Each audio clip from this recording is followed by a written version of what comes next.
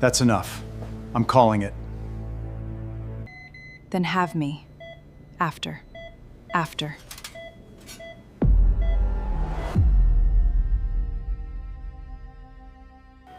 He's not dead yet. Move aside. You are a nurse. Step back from my patient. 11 doctors had already stepped back from the man on table 3. They had stepped back the way people step back from a thing that is finished, hands lowered, shoulders loosening, eyes already moving to the next crisis down the hall. Someone said the time out loud, the way you say it when you are getting ready to write it on a form. And in that half-second before the room agreed to let a stranger die, a night nurse nobody had bothered to learn much about pushed forward through the crowd, laid 2 fingers against a throat that had gone silent, and said the 6 words that would end her career or begin something none of them could imagine. He's not dead yet, move aside. And whether she was right, that was the only question left in the room. Her name was Abigail Hayes, though at San Antonio's largest Level 1 trauma center, almost no one used it. To the day staff, she was the float, the new one, the quiet woman who took the shifts nobody wanted and asked for nothing in return. She came in when the building was at its loudest and its worst. The small hours when the ambulances stacked up and the coffee went bitter and the good doctors went home to sleep. She tied her hair back without a mirror. She moved through the chaos with a stillness that made the younger nurses nervous without quite knowing why. What none of them knew, what she had gone to real trouble to make sure they did not know, was that before Abigail Hayes ever wore hospital scrubs, she had worn a different uniform. She had spent the better part of a decade putting broken men back together in places that did not appear on any map, under lights that ran off a generator, with the ground shaking and the clock always running out. She had been a trauma surgeon in the only kind of trauma that does not schedule itself. And that stillness the other nurses mistook for coldness was not coldness at all. It was what was left of a woman who had learned to keep her hands steady while the tent shook and the dust came down and the boy on the table screamed, and who had decided, somewhere in there, to just keep working. She had not told anyone. There were reasons, and the reasons were hers, and she kept them the way she kept everything. Folded down small and put away where the light couldn't reach. The man who ran the emergency department at night did not care for mysteries he had not solved himself. His name was Dr. Montgomery, and Dr. Montgomery had built his entire self around the fact of being Dr. Montgomery. He wore his authority like a tailored coat. He spoke in sentences that left no room for a reply. He had gone to the right schools, published the right papers, and shaken the right hands. And he had decided within a single week that the new float nurse was a problem. Too calm, too watchful, too willing to notice things that were, in his opinion, above her station. The first friction between them had been small. On one of her early shifts, Abigail had glanced at an order for a chest tube placement and quietly flagged it to the charge nurse.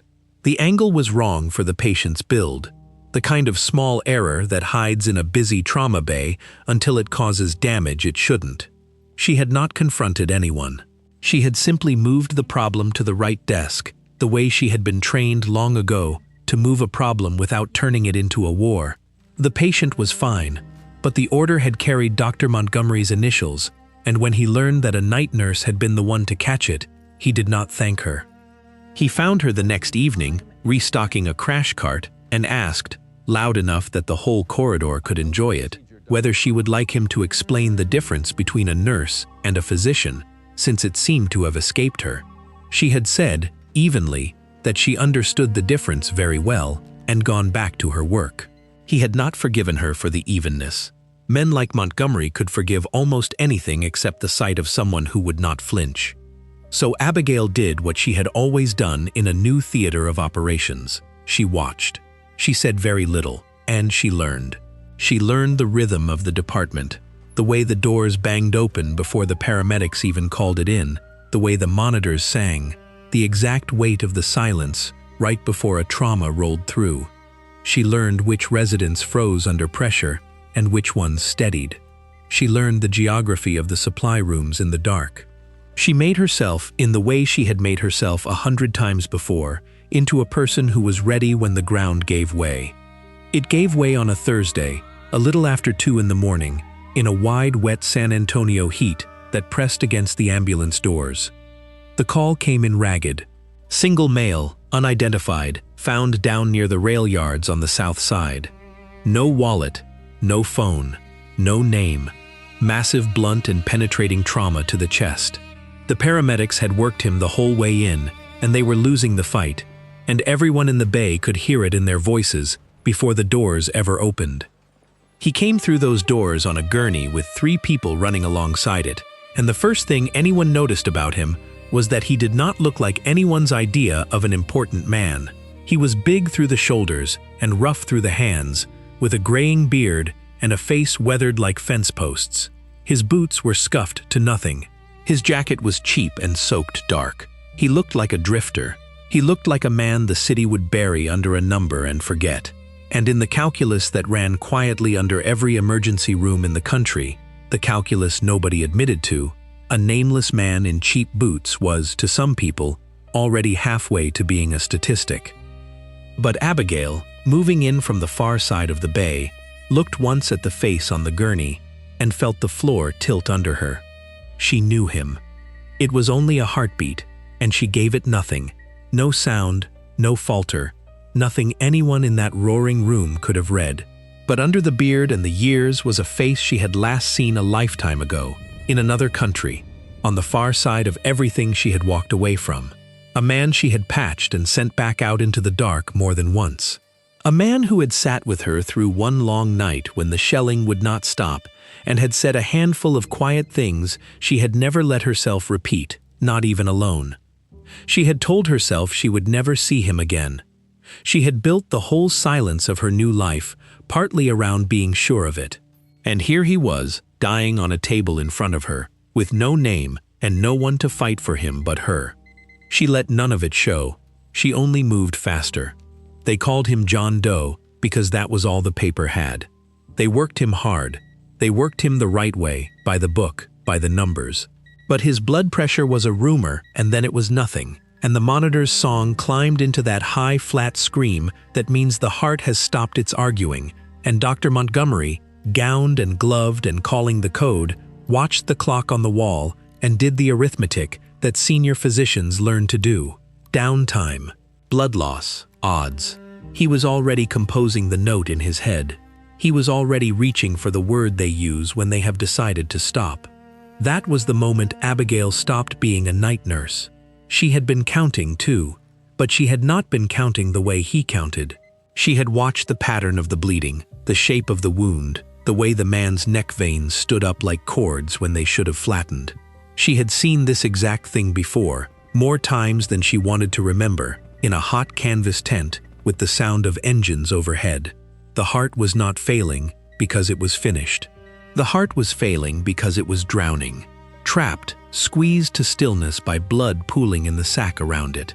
A heart that could beat again the instant something let it breathe.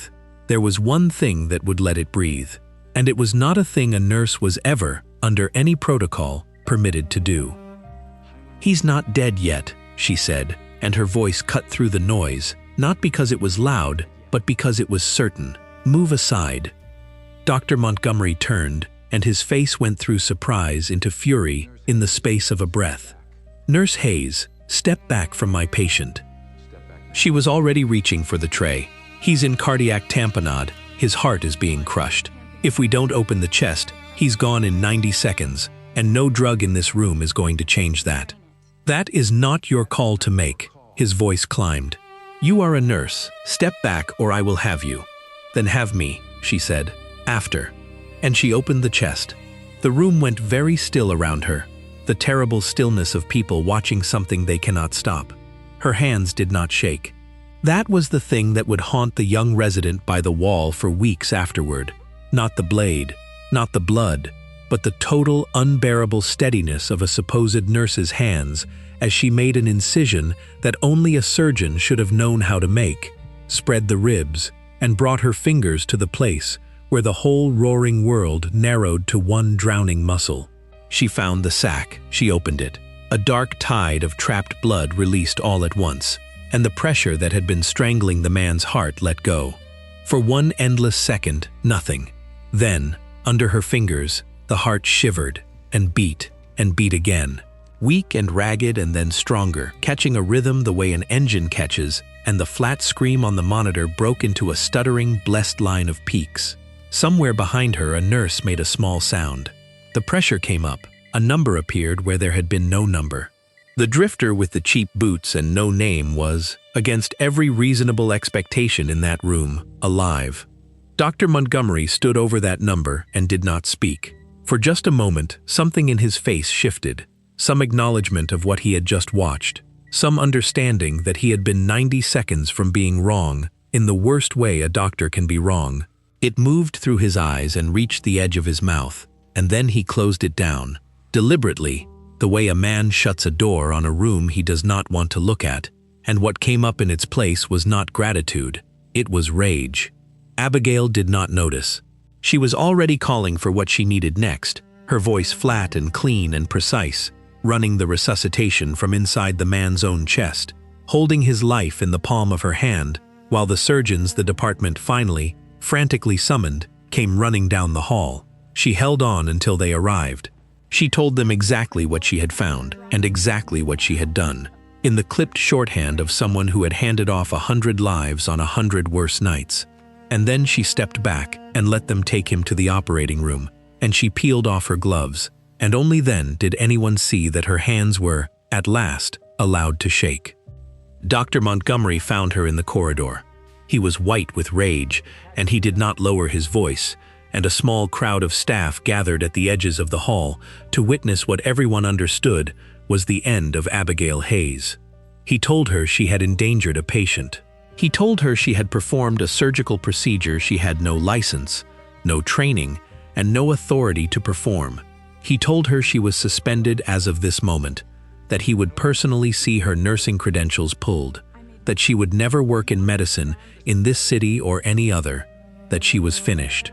He said the word finished twice, because he liked the taste of it. Abigail stood in the middle of the corridor and took it. She did not argue. She did not explain. She had learned, a long time ago and at a great cost, that the truth is worthless until you can survive saying it out loud. And there was a part of her that had spent years deciding she would rather lose everything than say it at all.